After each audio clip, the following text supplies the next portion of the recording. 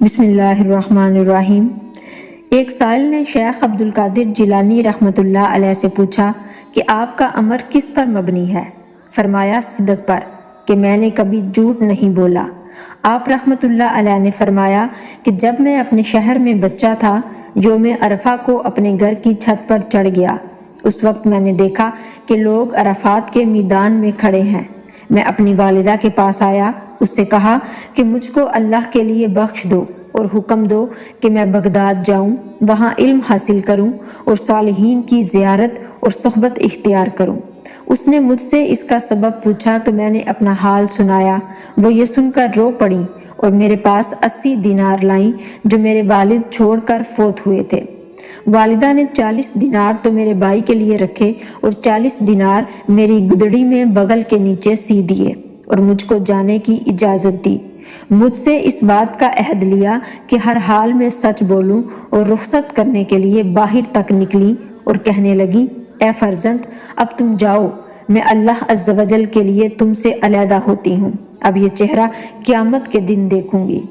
تب میں چھوٹے سے قافلے کے ساتھ جو بغداد کو جانے والا تھا روانہ ہوا۔ جب ہم ہمدان سے نکلے تو جنگل میں ہم پر 60 ڈاکو حملہ آور ہو گئے۔ انہوں نے قافلے کو پکڑا اور لوٹ لیا، لیکن مجھ سے کسی نے تعرض نہ کیا۔ ان میں سے ایک شخص میرے پاس آیا اور مجھ سے کہا، اے فقیر، تمہارے پاس کیا ہے؟ میں نے کہا 40 دینار۔ اس نے کہا، کہاں ہیں؟ میں نے کہا میری گدڑی میں بغل کے نیچے سلے ہوئے ہیں۔ اس نے سمجھا یہ مجھ سے ہنسی کرتا ہے، وہ مجھے چھوڑ کر چلا گیا۔ ایک اور شخص میرے پاس آیا، اس نے بھی مجھ سے پہلے کی طرح پوچھا، میں نے پھر وہی جواب دیا، وہ بھی مجھے چھوڑ کر چلا گیا۔ وہ دونوں اپنے سردار کے پاس گئے اور جو مجھ سے سنا تھا وہ اس کو جا کر کہہ دیا۔ اس سردار نے کہا کہ اس کو میرے پاس لاؤ، تو وہ مجھے اس کے پاس لے گئے۔ دیکھا کہ وہ لوگ ٹیلے پر بیٹھے قافلے کا لوٹا ہوا مال تقسیم کر رہے ہیں۔ اس سردار نے مجھ سے کہا کہ تمہارے پاس کیا ہے؟ میں نے کہا 40 دینار۔ کہا، کہاں ہیں؟ میں نے کہا میری گدڑی میں بغل کے نیچے سلے ہوئے ہیں۔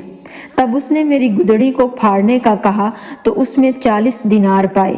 پھر اس نے کہا، تم کو اقرار کرنے پر کس چیز نے آمادہ کیا؟ میں نے کہا میری ماں نے مجھ سے عہد لیا تھا کہ سچ بولنا، اس لیے اس عہد کی خیانت نہیں کر سکتا۔ اس وقت وہ سردار رونے لگا اور کہنے لگا کہ تم اپنی ماں کے عہد میں خیانت نہیں کرتے اور مجھ کو اتنے سال ہوئے کہ اپنے رب کے عہد میں خیانت کر رہا ہوں۔ اس نے وہی میرے ہاتھ پر توبہ کر لی۔ اس کے ساتھیوں نے کہا کہ تم ڈاکہ زنی اور لوٹ مار میں ہمارے سردار تھے، اب توبہ میں بھی ہمارے سردار ہو۔ ان سب نے بھی میرے ہاتھ پر توبہ کی اور قافلے کا سارا مال جو لیا تھا ان کو واپس کر دیا۔ اس طرح سب سے پہلے میرے ہاتھ پر جو جماعت طائب ہوئی وہ یہی تھی۔